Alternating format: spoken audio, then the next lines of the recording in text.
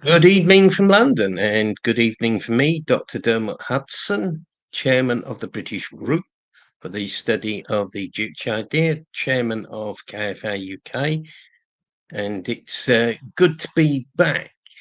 London is freezing, of course. It's very cold here, and so all going to be a question of will it be heating or eating? This is, of course, a problem they do not have in people's career, where the socialist system provides for the needs of the people.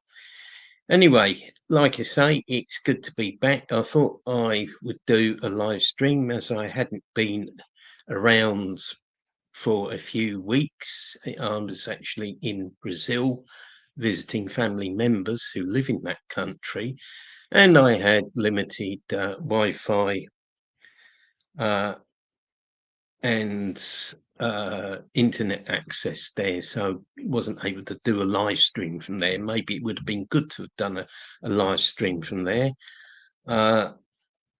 And just welcome to Defender of the DPRK. No, you haven't missed a live stream. I moved it to today, Saturday, the 11th, because I'm still quite busy from coming back home and doing different stuff, and we had an internal KFA UK event on Friday night, so I moved the live stream to this night. So hope to see as many people here as possible, and hope this will be watched by as many people as possible.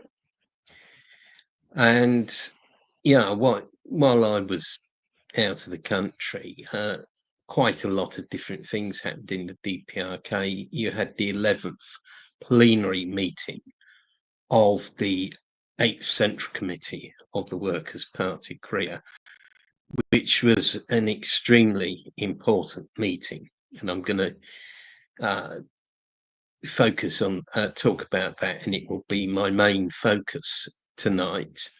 We've also seen the wonderful New Year celebrations in the DPRK, which have been quite spectacular, and new songs were released. Some of them I think are really good.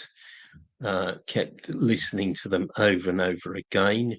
I hope everybody has seen the DPRK New Year celebrations. A number of different industrial entities and a fishery station were opened in the DPRK, and of course chaos continued in South Korea, not unsurprisingly, because it is a rotten, decadent colony of imperialism, which is riven by internal contradictions and instability. There was the bungled attempt at arresting Yoon for corruption and declaring martial law, but that came to nothing, because his own presidential guard stopped it. And I think this illustrates the extremely fascist nature of South Korea. The film 72 Hours has now gone on general release in the DPRK. It's also available on one or two YouTube channels. Everybody's talking about it. It's a really brilliant film. And when I was in the DPRK in April last year, it was actually being screened in cinemas. So quite a lot has happened. So I'll just talk about a few topics, then people can bang away with questions, bang away with questions, and we run for about an hour. And as I said, the most important event that happened was the 11th plenary meeting or plenum of the 8th Central Committee of the Workers' Party of Korea.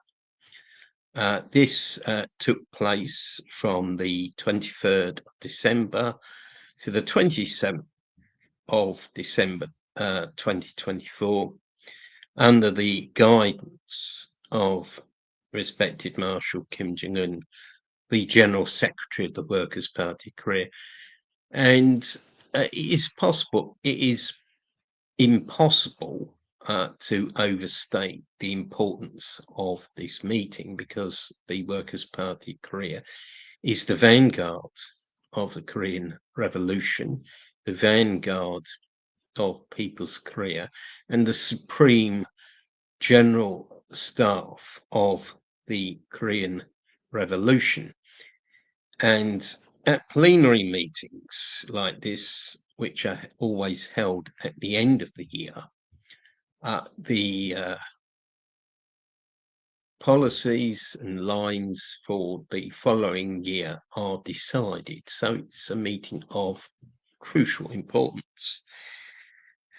The Korean Central News Agency reported, and I quote, "The noble idea and mature leadership of the Great Workers' Party of Korea, which is determined to bring earlier the final completion of the sacred revolutionary cause of Juche under the uplifted banner of the People First policy, are bringing a great change and vigorous leap forward in all fields of state building, making each year of this land a brilliant peak of success and victory in history." End of quotation from KCNA. And I think that sort of sums up the essence of the meeting and sort of sets the scene for it. The meeting started by reviewing the great achievements of the past year, 2024. These achievements included a bumper harvest in agriculture. And I think this is a very important point. This is the second year that the DPRK has reaped a bumper harvest in agriculture. So all these stories about starvation and famine are complete nonsense. They're complete lies. Also, the construction of 10,000 flats in the Hwasong area of Pyongyang was carried out. In industry, production plans were fulfilled in the following sectors: at 127% for rolled steel, 106% for non-ferrous metals,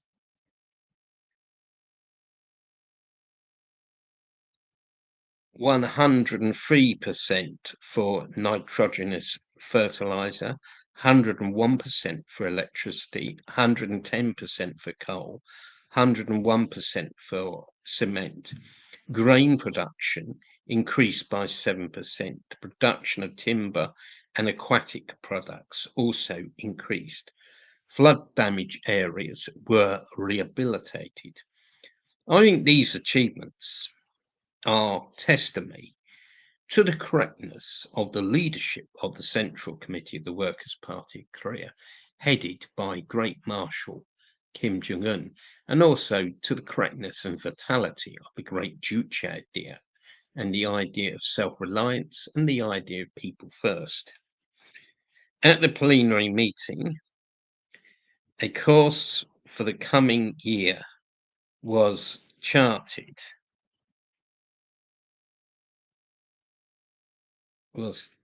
There will be further increases in industrial production and the completion of 50,000 new flats in Pyongyang will be wound up.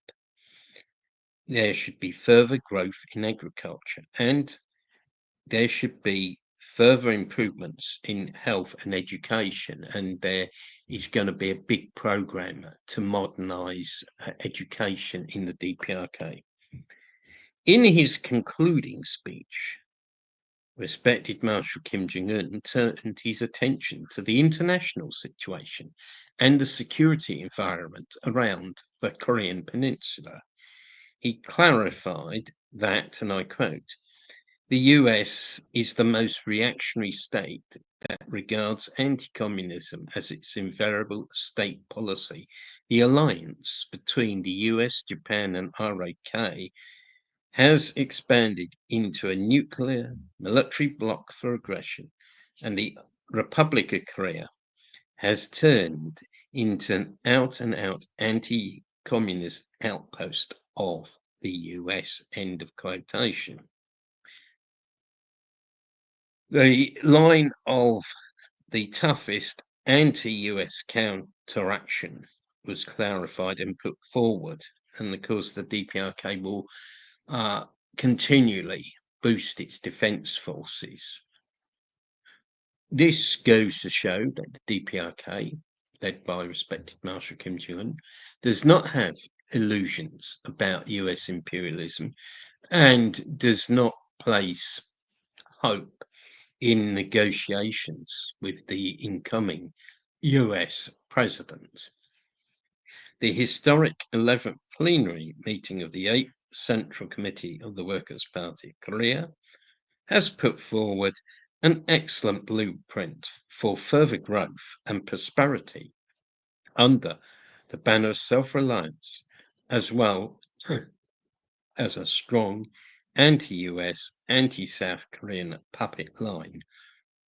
I applaud the decisions of the 11th plenary meeting of the 8th Central Committee of the Workers' Party of Korea, believing that they will further strengthen and solidify and fortify Juche-based socialism and provide a further impetus to the struggle against US imperialism.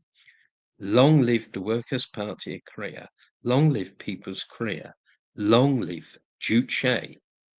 And now on to my second subject,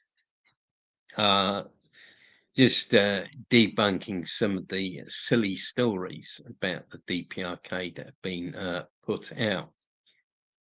And I think the one I'm going to talk about is probably the one on a lot of people's minds. That is hot dogs. And I can tell you a few stories about hot dogs in London, where some unscrupulous private traders in London were getting ordinary sausages from supermarkets like Lidl, Aldi, probably Sainsbury's and elsewhere, frying them and just serving them in a bread roll and saying it was a hot dog. What a rip-off. But anyway, seriously, mainstream media outlets, including The Sun, Mail and Mirror, have in recent days very heavily pushed a story that People's Korea has banned hot dogs. Oh no, shock, horror. No hot dogs in People's Korea. Oh dear, Mrs. Oh, I wouldn't go there if I were you. You won't be able to get a hot dog. And of course, none of these mainstream media outlets have actually visited the DPRK to ascertain whether hot dogs were banned or not. Instead, what they've done, and they do this all the time, and this is not new, it goes on all the time, they've actually copied and pasted a story from the infamous Yankee propaganda outlet Radio Free Asia, or RFA. And RFA is one of those outlets where the only accurate thing on its website is the date of the day. And I think, as an aside, it's worth mentioning that RFA's partner, Radio Free Europe, used to, in fact, someone said still does, have Nazis working for it. Sure, there's quite a few fascists work for Radio Free Asia, certainly as a South Korean section, which is probably full of South Korean fascists and Nazis and Yun supporters. Anyway, needless to say, it is a very silly story designed to both ridicule the DPRK and demonize it at the same time, which is very much a standard tactic of CIA and American propaganda. You know, it's a twofold thing where they, on the one hand, ridicule their opponent, their enemy, their target, and on the other hand, demonize the target. It's, as I say, been a US propaganda tactic for 60 or 70 years. In fact, I think it goes back to the Second World War. As usual with most RFA stories about the DPRK, it quotes an unnamed source in a province very far away from Pyongyang, Yangon province. The alleged informant of RFA was apparently a private street vendor in the DPRK, but the DPRK is a socialist economy with no private enterprise. I've visited the DPRK 19 times. I've never seen a Western style hot dog once in the DPRK and never been offered a hot dog. You know, I've been offered all sorts of food in the DPRK. It's not true that all foreign or Western food is banned in the DPRK. I've been offered curry, pizza. There's actually a pizza restaurant in Mirai Scientist Street, spaghetti as well. And I've even had fish and chips in the DPRK, would you believe? But never ever seen a hot dog. They do not exist. So they couldn't be banned anyway. The story is just a fabrication. And it's also notable that some UK mainstream media outlets, such as the Sun, gave the story an Orientalist and racist twist by saying that dog meat is still sold in the DPRK. Much of the anti-DPRK propaganda in the Western mainstream media has anti-Korean racism and Orientalism at its roots.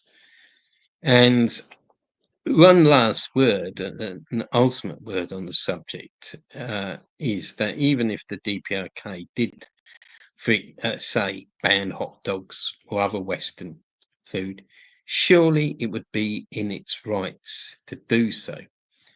The DPRK and other anti-imperialist independent countries have the right to defend their way of life, their culture, and in the case of the DPRK, its Juche-based socialist system from intrusion from the outside and the noxious cultural imperialism of countries like the USA. And just also on what has become a bit of an old horse chestnut, the theme of alleged DPRK involvement in the Russia-Ukraine war. Now, it was claimed by South Korean puppets operating on Chinese social media that in Shenyang, someone saw a large number of deceased DPRK soldiers who'd served in the Ukraine being transported back to their hometown in the DPRK. And it showed a picture of some objects wrapped in cloth being loaded onto a plane. And of course, straight away, you can smell a rat with this story. Why would, if such a thing was true, would not they airlift the remains of soldiers back to the DPRK directly? Why go via China? And in fact, the plane shown is from Shenzhen Airlines, which doesn't even fly to the DPRK. And it was found that the picture is actually from an old social media post from 2018, in other words, nearly 7 years ago, shown frozen lamb being loaded onto a plane in China. Oh dear. They got that one wrong, didn't they? So another anti-DPRK lie bites the dust. The plain truth is that there are no DPRK troops in Ukraine. End of story. And lastly, now I'll speak a bit about my trip to Brazil, which was the reason why there was, no live stream at the end of December. I was in Brazil several weeks. Some long story. Some family members happened to live in Brazil, so I visited Sao Paulo. In fact, I stayed in Sao Paulo, and I also went to Rio de Janeiro. And in Brazil, it's quite hard traveling around. There are very few passenger railways. They are few and far between. The reason was because when Brazil had the fascist military government in the 60s and 70s and 80s, it was, of course, really controlled by US imperialism, and the bright US advisors said to the Brazilians, "Oh, you don't need railways; they're a thing of the past. Everyone's going to have a car." So Brazil shut down a lot of passenger railways, and so the only way to travel around is by either flying on internal flights or going by long distance bus or possibly a car in some cases. And even within some Brazilian cities, it can be difficult to navigate. In some areas of Sao Paulo, there is no metro, there's no national rail either, and you just have to rely on local buses. I was told the bus fares in Brazil have increased. Sao Paulo city itself has a very right-wing local government that increased bus fares and also is conducting a purge of the homeless, is trying to move the homeless out of some central areas of the city. It's quite unpleasant. It's social cleansing is being carried out by right wingers in Brazil.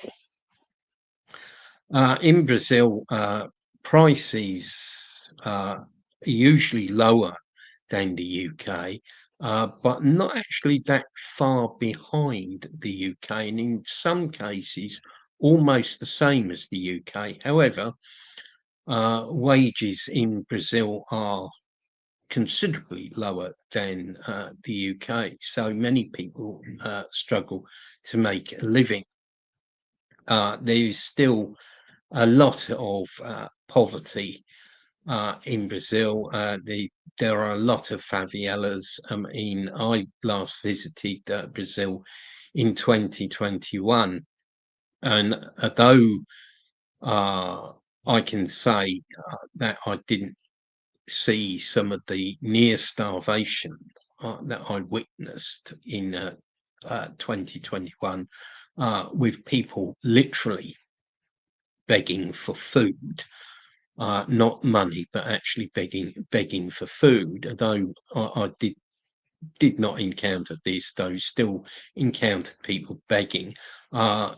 There's still many favelas, and that had not changed since 2021. Still there, and we still saw homeless people under a bridge. So it's quite bad. I would describe the economy in Brazil as fairly neo-colonial. You've got a lot of foreign companies operate in Brazil, like the obvious suspects like McDonald's, Burger King, Starbucks, but also Volkswagen have factories in Brazil. A lot of the food is lots of food products are still imported from outside, and foreign companies sort of own Brazilian food and drink processing manufacturers as well. Brazil, unfortunately, though it's a big country, does not have self-reliance, or not much self-reliance, a point I'm going to return to in a minute. But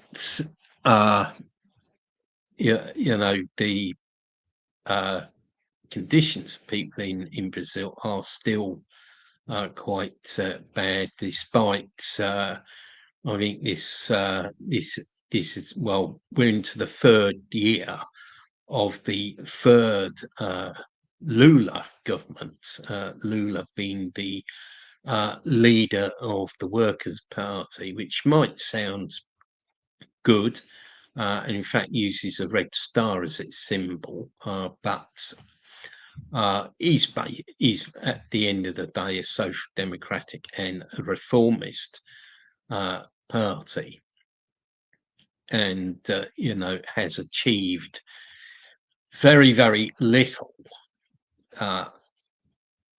for the Brazilian people. There's sort of two Lula governments some time ago, from the early 2000s right up to the 2010. Think about 10 years of Lula government, and now you've got the third one, but nothing seems to be moving. The Lula government has taken a very hostile attitude towards the neighboring country of Venezuela, which is anti-imperialist and independent, and which may be building socialism. It's taken a very negative line towards Maduro, and there's a lot of anti-Venezuela, anti-Maduro propaganda in the Brazilian media. The Brazilian communist movement, the Brazilian left, is very fragmented and split, full of different groups. Brazilian social democracy itself is quite complicated, with not one but about 3 or 4 major social democratic parties in Brazil, and there are numerous communist parties in Brazil. I think it's fair to say that the PCdoB, which in the past had been a Maoist party, then a Hodgeite party, has become very revisionist and is really just a cheerleader for Lula's Workers' Party. But I think a positive thing about Brazil is that it does have many supporters of the DPRK live in Brazil, and there are many Brazilian organisations that actually support the DPRK. I was able to hold meetings with two of these organisations. Firstly, with our counterparts in Brazil, the Korean French Association of Brazil. I was able to meet there the head of KFA Brazil in Rio de Janeiro and present him with some of my books. And I was also able to meet a representative of the Brazilian Center for the Study of Songun politics in Sao Paulo. And I think for Brazilians, the DPRK has a great attraction because of its self-reliant socialist development, its social equality, the differences in wealth in Brazil are quite shocking. You will have people living in favelas, but you've also got millionaires. I mean, people would argue, well, isn't the UK the same? Well, yes, it is, but I think it's more marked and even more obvious in Brazil. And I was told the story of the construction of Brasilia, the capital of Brazil, which I've never been to because it's so far from the rest of the country. And as I say, Brazil lacks rail travel to make things simple. And President Getulio Vargas of Brazil came up with the idea of building a new capital city in the jungle so that Brazil's capital would be inland and not on the coast. Quite a good idea. And by the way, the leading architect, the main architect for the construction of Brasilia was actually a communist, Oscar Niemeyer. It can be argued that the construction of Brasilia was a visionary project because Vargas himself actually committed suicide. So, the construction work began after his death. And Brasilia was finally constructed, but the cost of it actually virtually bankrupted Brazil.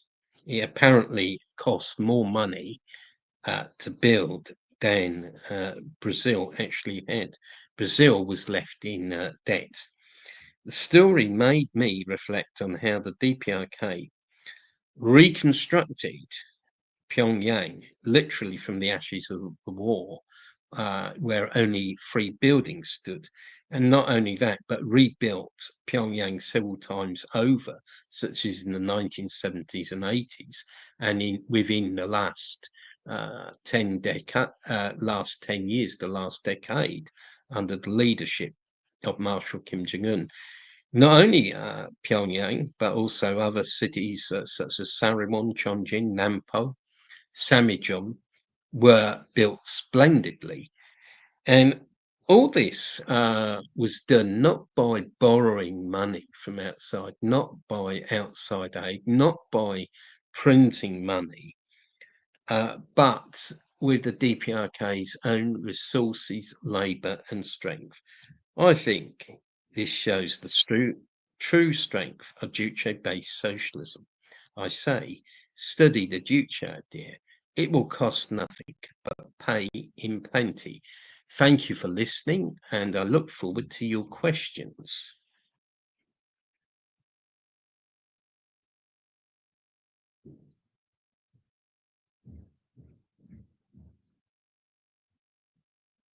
Right, okay, I shall scroll up and I shall start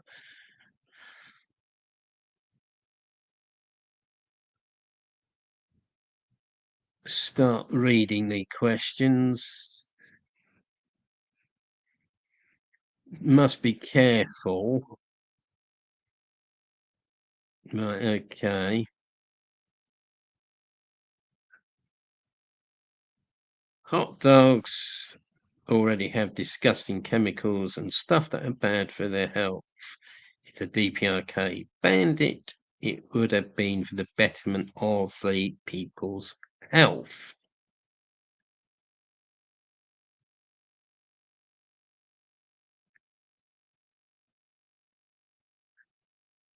Yes, I agree.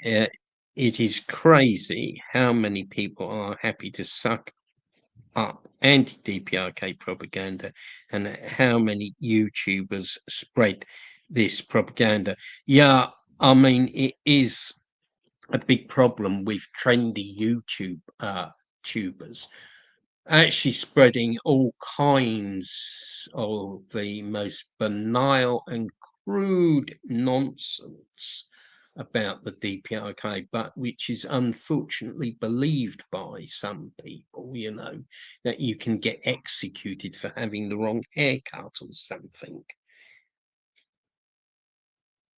You know, just strolling down and careful not to try and be careful not to miss anything. Revisionist China's fake news did not surprise.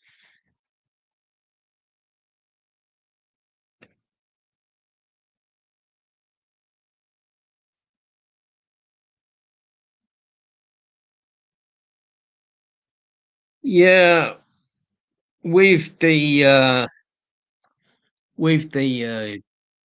Juche calendar, this is an interesting question, but at the same time, I think you know it is question. It's case of the enemy trying to create talking points around small issues. I mean, my assumption is that it has been dropped by the DPRK just to simplify things rather than having two different date systems running. It makes it a lot simpler to have one.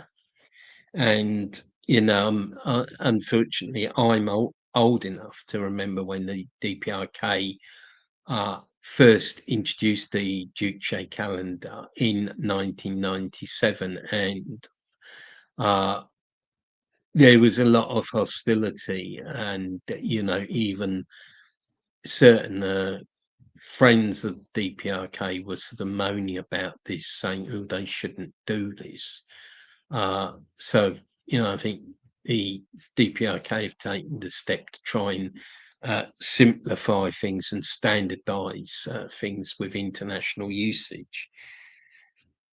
Well, as to the question about TikTok, I mean, TikTok is one of these things that I hate. I did create a TikTok account, but I do not have time to use it because, I'm on Instagram, Telegram, Twitter, WhatsApp, Facebook. I just don't really have time to sort of look at TikTok. Maybe I should try to upload a few videos to my account. It might be an idea. Okay, just scrolling down.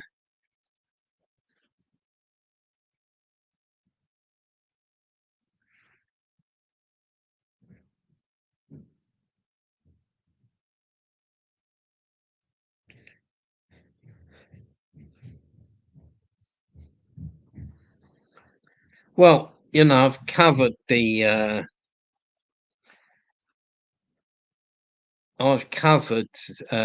the subject of the DPRK and the Ukraine in my short presentation and refuted some of the stories that have been circulated about this. I also written uh, two articles, one of which was published through KFA, one of which was published in Covert Action magazine about this question. I would recommend you read these articles, but I'll briefly say the following. Yes, there is a treaty between the DPRK and the Russian Federation that was signed last June, and there is indeed provision for either side to provide military assistance to the other side in the case of it being attacked. However, the Russian Federation has not invoked that article of the treaty. There are no DPRK troops in Ukraine, or certainly not the numbers being claimed by both the Ukrainian Nazis and by the South Korean puppets, who've sort of come out with wild figures of 15,000. In fact, the DPRK's never ever sent that number of troops abroad at any point in its history. When it has had military involvement with other countries such as Vietnam, Cuba, Egypt, Syria, Libya, etc., the numbers of troops and personnel that have been sent have been relatively small, probably a few hundred at the very most, often in fact usually just a few dozen, and usually those were actually trainers or advisors. I mean, only in Vietnam and Egypt did the KPA, in fact, the KPA Air Force, actually fight.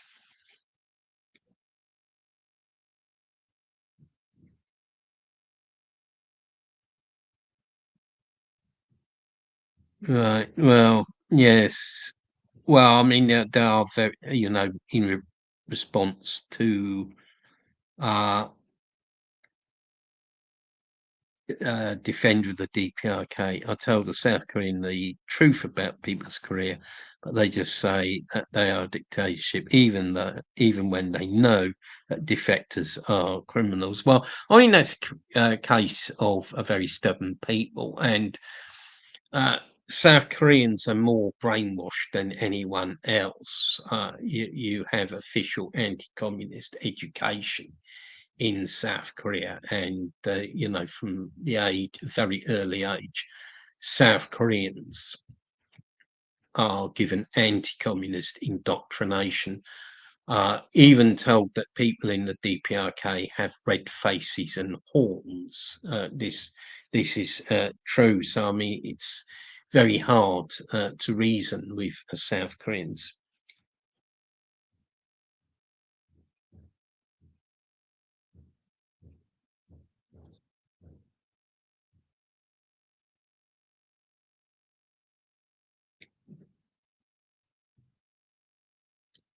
Dan Deasy question: can you talk about the shenanigans in the fascist South Korea, and also, if known, how many people will be called up to South Korea's armed forces during the war? I heard it was up to 4 million.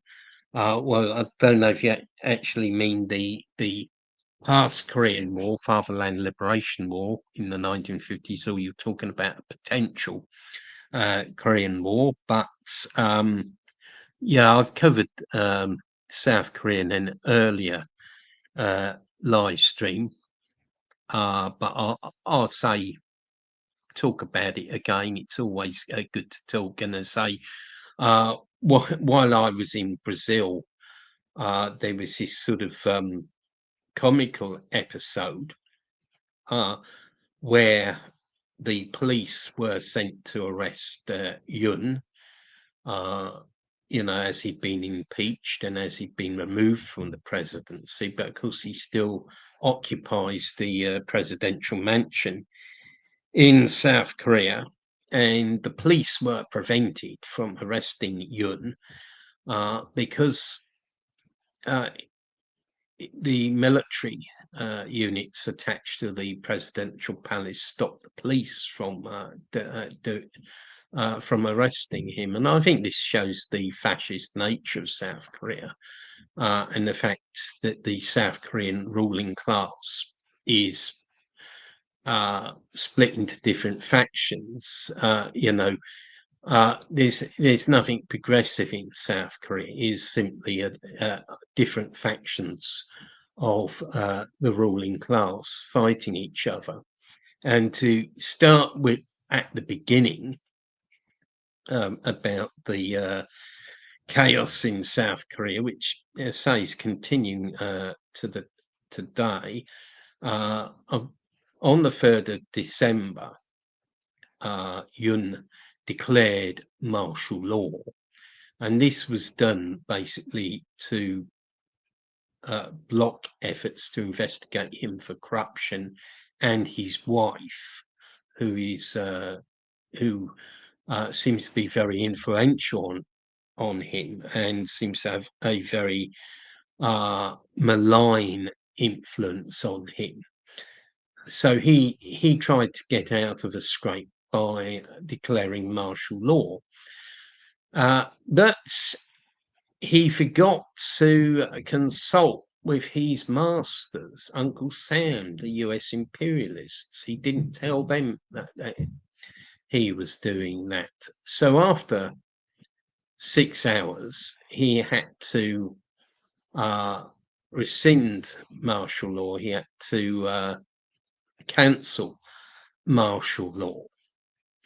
And this led to the opposition parties in South Korea demanding his impeachment. We got to remember several things about South Korea.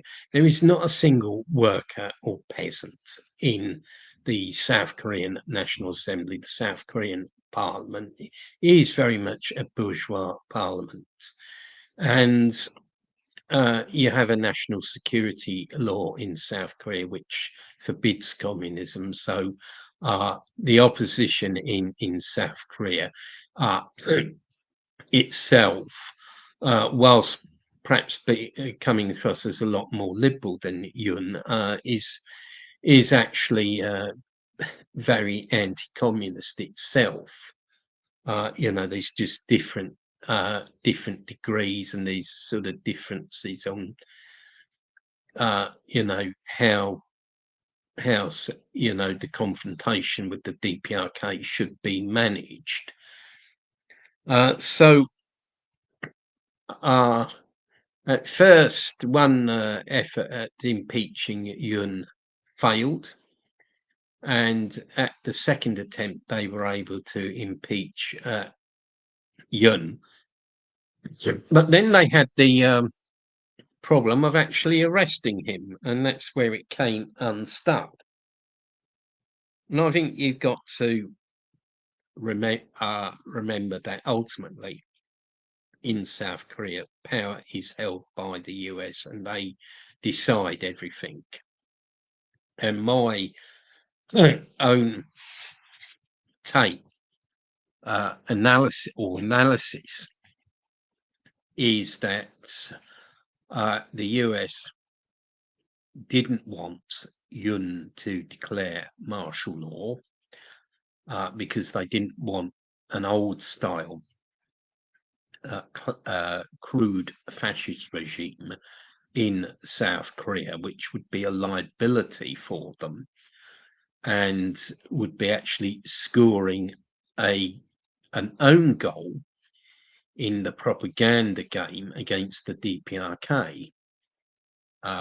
There's this carefully crafted, carefully orchestrated fake image of South Korea as some kind of liberal democracy in K-pop and all the rest of it, which is a false image, and that would have fallen apart had the Yoon been able to declare martial law and start arresting people, not only from the opposition party, but from his own party.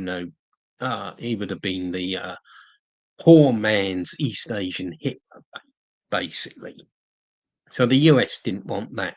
But on the other hand, they don't want Yun impeached because this would further prolong the crisis in South Korea. And also, it could lead to very embarrassing facts coming out. In fact, some facts have already come out, like there was going to be a false flag operation where South Korean troops would dress up as KPA soldiers and kill people, make it look like South Korea was being attacked by the DPRK. That was one thing that was one thing that came out. And it's quite interesting if that had gone ahead. Of course, our friends in the mainstream media would have been reporting that as a true fact when it was not. And as to the question of size of South Korean armed forces, they are very large. There's something called the Homeland Reserve Force or something. I think it would amount to about 4 or 5 million. Right.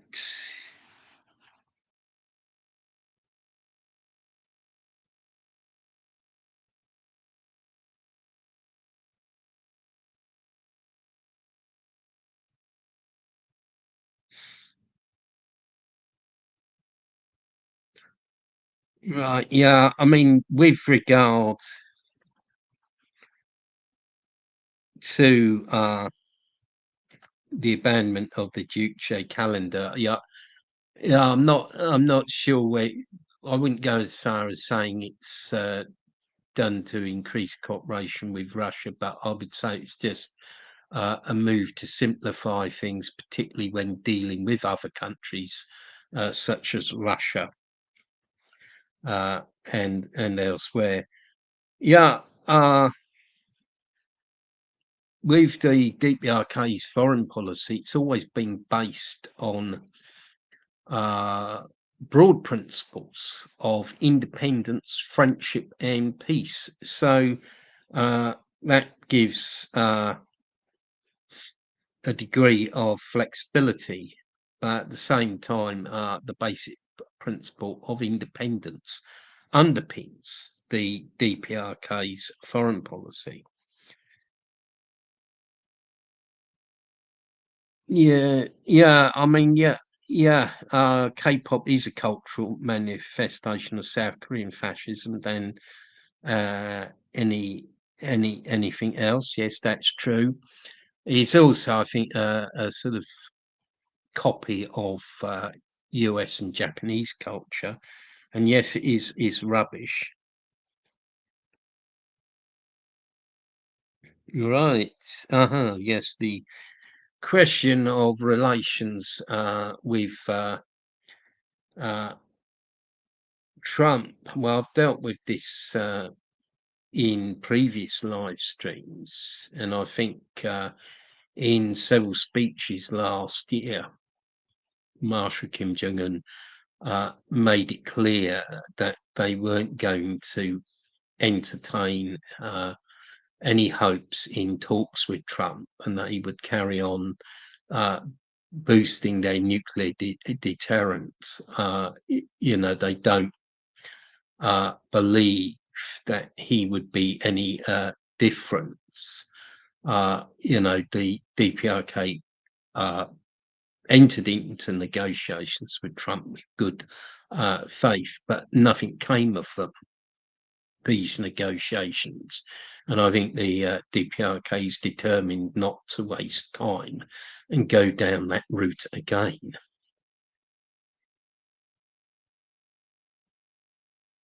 Right, now someone asked for a link to the Telegram channel. I'm not sure which one. There's a KFA UK one, which is gaining in popularity.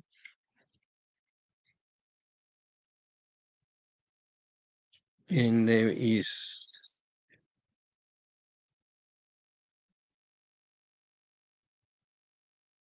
also a Juche Songun Telegram channel.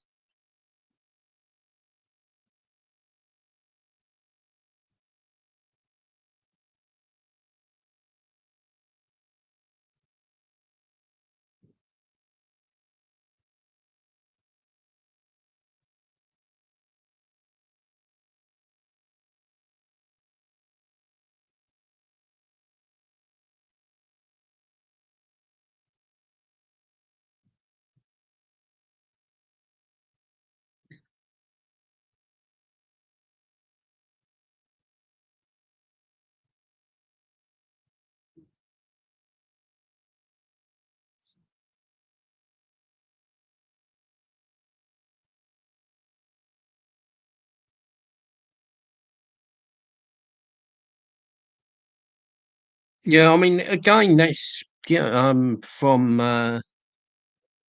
Tar Hom.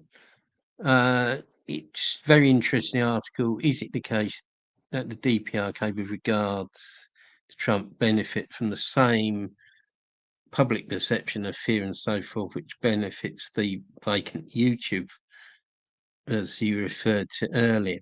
That is to say, Americans feared being stoked so much that Trump is keen to be seen as broker of peace. Yeah, yeah, I think there's a lot of truth in that. I mean, I think the last sort of round of DPRK US negotiations, which Trump carried out in a very grand manner, and in fact broke new grounds. He was the first serving US president to meet a DPRK leader, and I think he genuinely annoyed a lot of the US elite, the US establishment, deep state, by doing this, because their policy had been one of so-called engagement with the DPRK and negotiations through the back door, or at very best at between the US State Department and DPRK Foreign Ministry. But Trump decided he'd take a very bold approach and actually meet the Supreme Leader, respected Marshal Kim Jong-un himself. And I think that was very much about invoking the image of a peacemaker, of an honest broker. It was very much done, to boost Trump's image. At the same time, I mean, I think what he tried to ask from the DPRK was basically unilateral disarmament. I heard that in Hanoi, they basically demanded that the DPRK give up all its nukes, all its ICBMs. It's a DPRK would never do. And he was also trying to get the DPRK, I think, very naively on his part, but was trying to persuade the DPRK to reform and open up and to introduce capitalism. I wouldn't be at all surprised if he thought that he could perhaps put Trump hotels in Wonsan or something, or the center of Pyongyang. But in the end, it all came to nothing, because I think, in my opinion, and it's my personal opinion, that he negotiated from a very dishonest and insincere perspective, and at the same time couldn't actually deliver any concessions to the DPRK, because the deep state would actually stop him from doing so.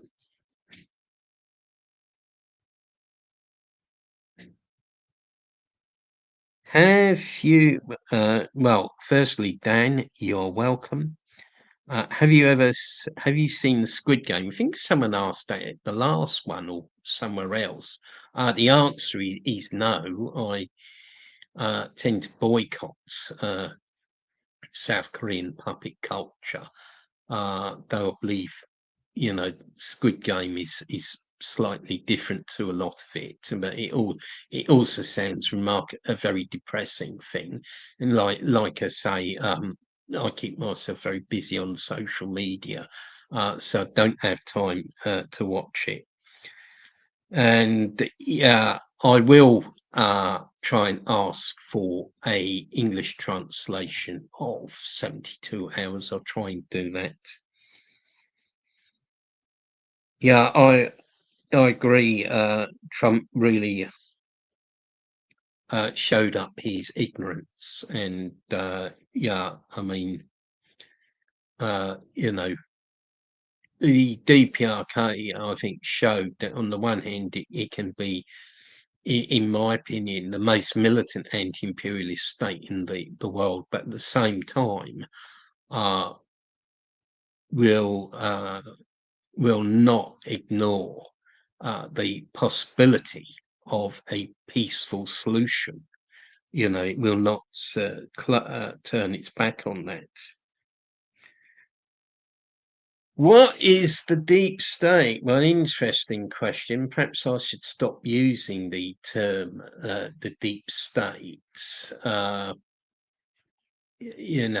Some very orthodox Marxist Leninists would just say the state, the bourgeois state machine, but uh, what by deep state we mean those at the top of intelligence agencies in the US and Britain and some other countries who have shown many times that they actually manipulate the political process very closely in these countries. And also, various shadowy think tanks and cabals of different elite figures. I don't like to mention this because, someone will say, he's a conspiracy theorist, but things like the Bilderberger Group, which it's not secret meeting, but it's where representatives of the ruling class of different Western countries meet behind closed doors and have off-the-record discussions which are kept secret. Now, I suppose that's an example of the deep state.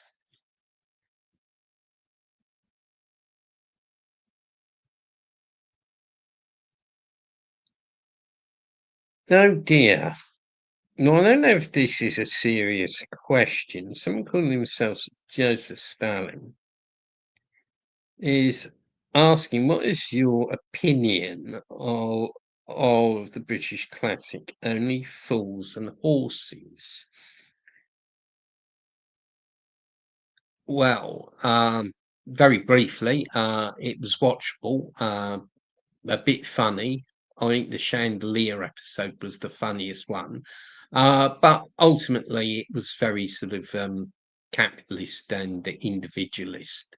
I think it really sort of was trying to promote capitalism and the basically spiv culture.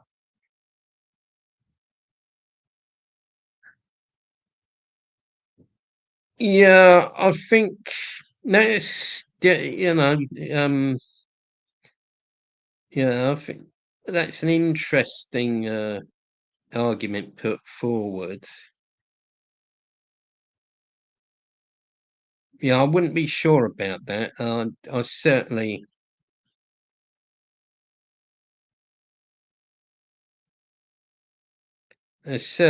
think that there might be cases when they acted separate from the state.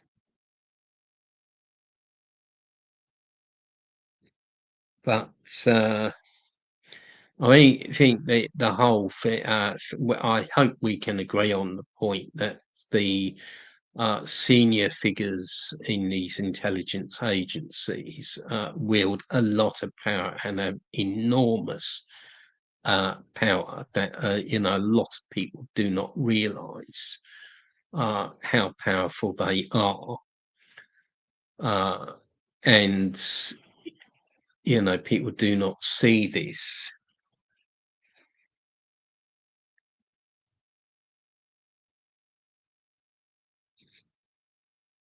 Well, like, don't want to get into long argument about only fools and horses and Del Boy. I just say, I did find it a watchable program, and the episodes were quite hilarious. But I'm not, I wouldn't be too sure about the ideology around it.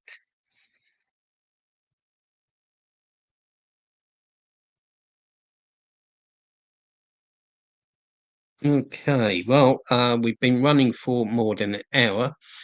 Are there any other questions?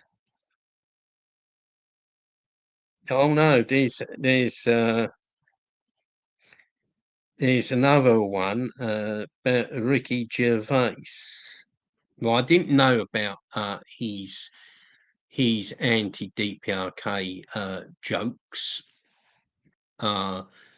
I mean, again, I find him mildly funny, not massively amusing. I think some of the uh, humour revolved around the fact he was from Reading. But I mean, the problem I found with The Office, in some ways, it was a very realistic comedy, but in other ways, I thought it was trying to, it was basically trying to ideologically underpin the capitalist system, because in The Office, when people get disillusioned with the job, the solution is, oh, I think I'll get another job, rather than actually people staying and fighting and perhaps joining a trade union, or some kind of action with their fellow workers, or acts of sabotage, or it's, I'll move on. And I never liked that aspect of it.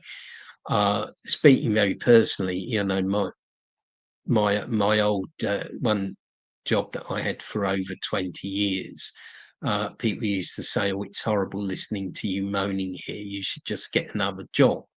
Uh, and I think that is not the solution.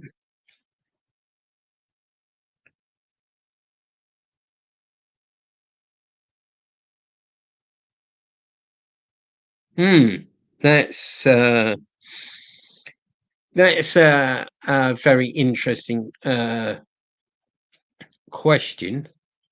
I basically, I don't know about, if you could say, really any comedy show is is analogous to Juche ideology, and revealing the flaws of global capital. Uh, in my opinion,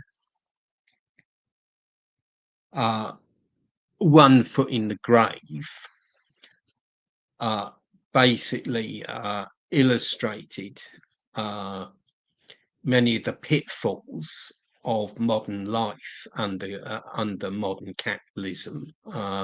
You know how a lot of things go wrong and aren't done properly, and poor Victor Meldrew was left to rage about them. I thought that was a very uh, good comedy. Uh, and I think years ago there was something called Rising Damp, which was about a grasping, mean, tight-fisted landlord, which I think that was what I call perhaps social realist comedy. But yeah, in terms of comedy, really, I think it's difficult to say. In the past,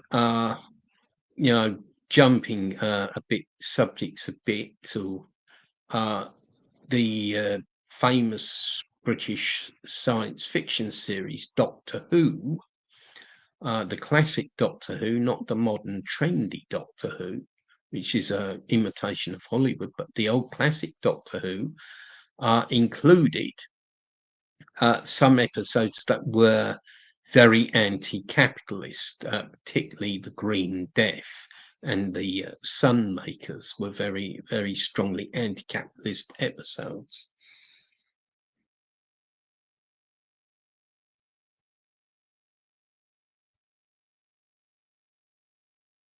Well, we're starting to get off the subject. I mean,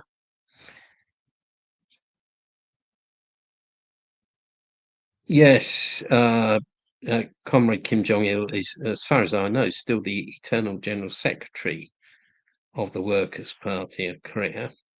And yeah, I didn't mean. I didn't mean the classic Doctor Who. That's not trendy. I mean the modern Doctor Who. I regard as very, very trendy.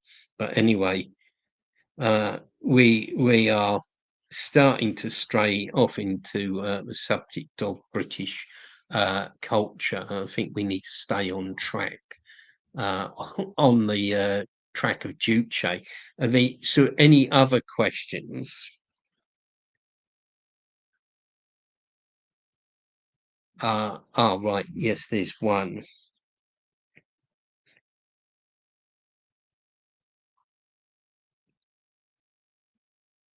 Fashionable medical conditions of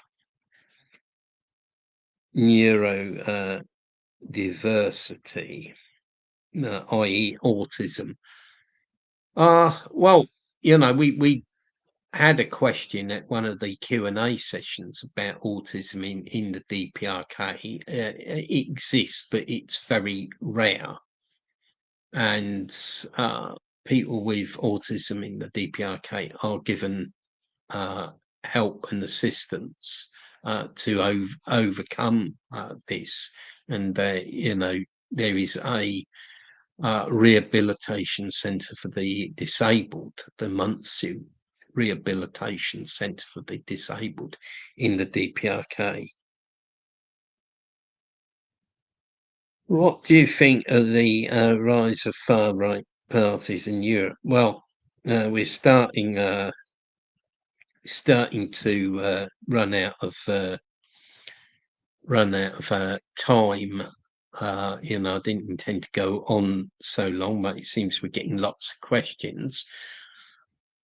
The rise of far right parties in Europe is caused by unemployment, by the housing crisis, but I think more deeply by the deep disillusion and disenchantment with the existing system. But the trouble is, it's been channeled in the wrong direction, and far right politicians are exploiting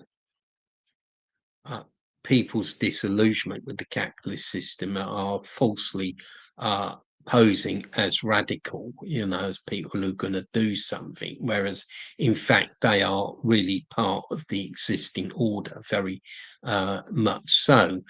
And it's an interesting fact that if you look at study the history of post-war British fascism, you will find that most of the leading figures of it that emerged in the 50s and 60s and 70s all had one thing in common, in that they'd virtually all of them actually been in the Conservative Party previously. So, in other words, it wasn't something radical. It wasn't attracting people from all parties. It was really Toryism in a different guise, and that's really what the far right is. and they are feeding off racism and prejudice against foreign people.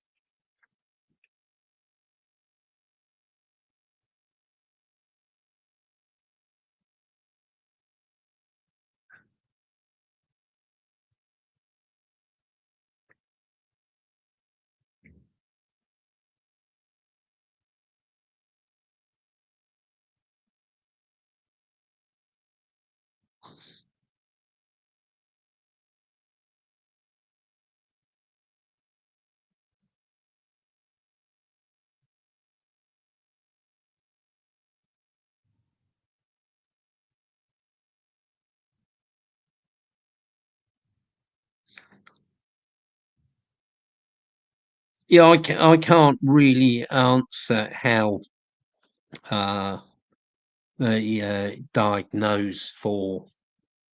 diagnosis is for autism in the DPRK. I'd have to speak to the Muntsu rehabilitation clinic about that. I'd have to arrange to visit that when I'm in the DPRK and put that question, because I wouldn't like to make assumptions or guesses about how that's uh, how it's dealt with.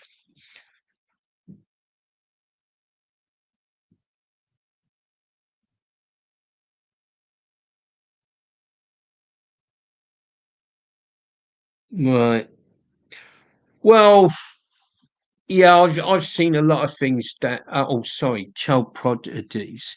Yes, there have been a number of gifted children in the DPRK, and the DPRK is also people in the DPRK have won prizes in world memory games, for example, and some I believe some of the people from the DPRK who were entered in the competition were actually school children. Yeah, I mean, on IQ, well, IQ is very controversial. Uh, Apparently, one of the people behind the IQ tests was actually a right-wing racist, and I believe after his death that some of his evidence was shown to be fake or something. I'd have to read up about it. Uh, but yeah, I mean, there's a lot of both pros and cons about IQs.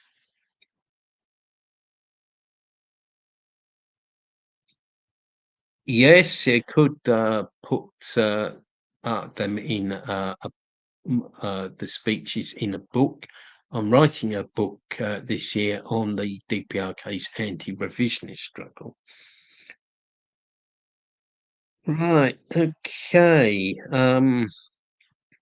Getting a lot of questions. With regard to Hyong, I've heard nothing at all. I'm really sorry. I've heard nothing at all. Got no idea what's happening. I hope she's getting better. I take the opportunity on this live stream to wish her a speedy recovery, and so I hope that she's all right. And I'm sure all other viewers would hope that she is all right and she's going to recover. Right,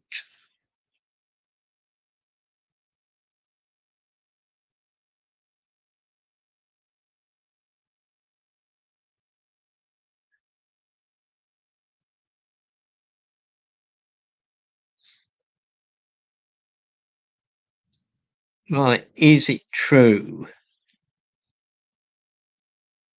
Right, okay. I'm just reading this. Is it true that the DPRK has some sort of song bun, not songum, system? Well, yeah, I mean, this is a massive myth about the DPRK that's been constructed. Uh, it's a work of the CIA and the South Korean puppets. I wrote an article on it some time ago, refuting the idea. It's absolute nonsense. And if you read deeply a lot of the speeches of President Kim Il Sung, Chairman Kim Jong Il, you'll find that they actually very pointedly argue against this kind of approach and said that, you know, people must not be discriminated on, against on the basis of what some of their family members had done. It's a very very bad approach. It's divisive. It goes against the idea of single-hearted unity in the DPRK. You know, it's actually a concept that goes totally against the grain of everything the DPRK stands for. And also, I believe the DPRK, in some statements to the UN, also refuted this idea. I mean, I'll try and drop a link to my article because we've covered this subject about 3 times in different places. You know, it's a malicious invention of South Korean propaganda. We have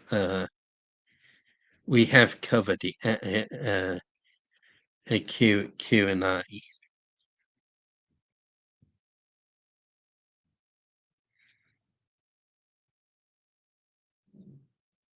Well, my IQ. Well, I don't really care about my IQ. I would say probably average, or maybe slightly above average, and that's my last word on the subject.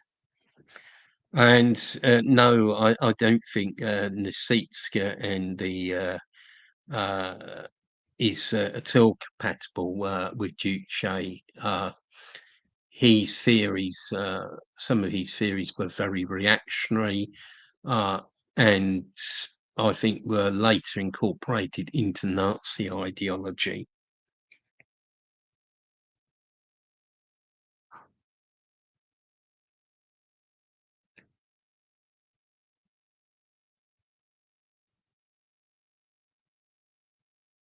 Right. Well, you know, I've never heard this about Z.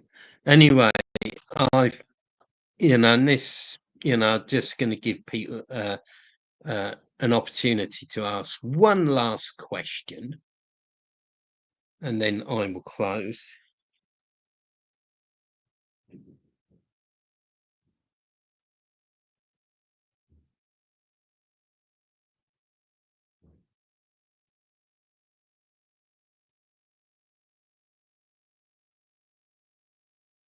No, I mean, I have done menial capitalist labour.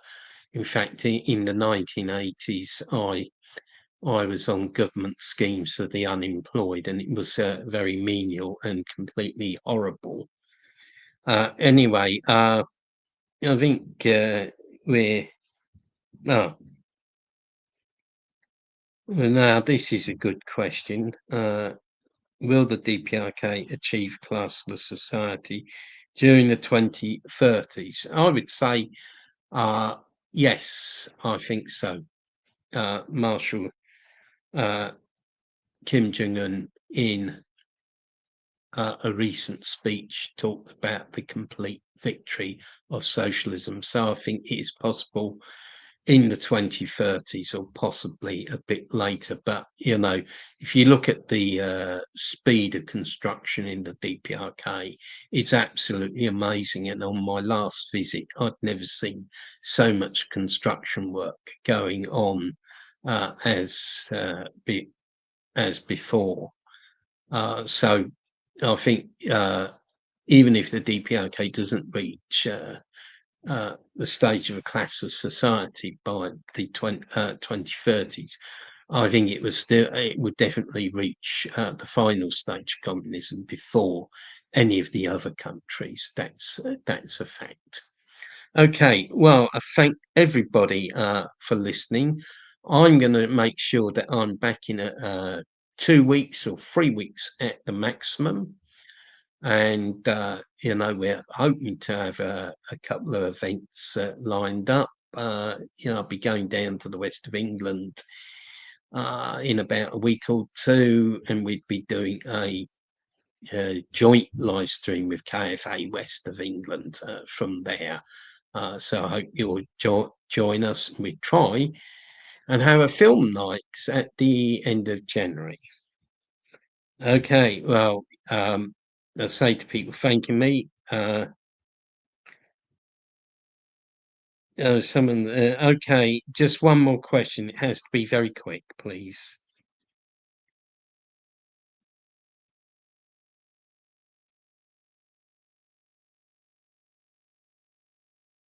No, well, the question is is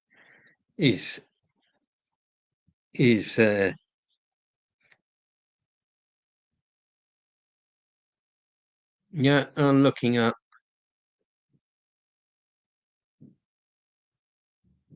No, I don't understand why. Anyway, I think it's time to close the live stream, and everyone thanking me. You are very welcome. Hope hope to see you all again soon. What is class? Well, broadly, it is a group of people who have the same relationship uh, with the means of production. What are the divisions in DPRK society preventing class? Well, yeah, I'll just start. This is actually a very important question. I think that far more important than Doctor Who, One Foot in the Grave, or Only Fools and Horses. So I'll stay to answer it. You need to refer to the works written by President Kim Il-sung in the 1960s, such as the thesis on the socialist rural question. But basically, in the DPRK, you still have two different forms of ownership. You've got all people ownership or state ownership, where enterprises like large-scale enterprises like steelworks, for example, railways, banks, are owned by the entire people, so they're owned by society. However, you have cooperative ownership in agriculture, where instead of being held owned by the whole of society, it is a group of people in society. So you do have the working class and you have farmers or peasants.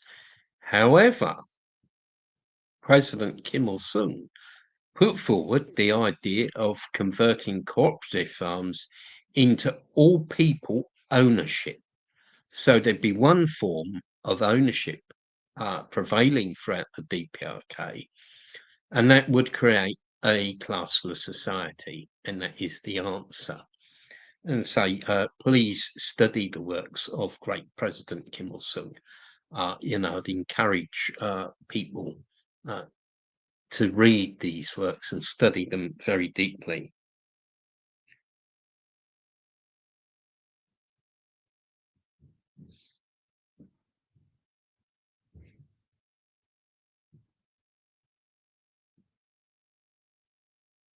Right. Okay. Well, I think we'll have. Is it the case that public ownership has been administered by the state?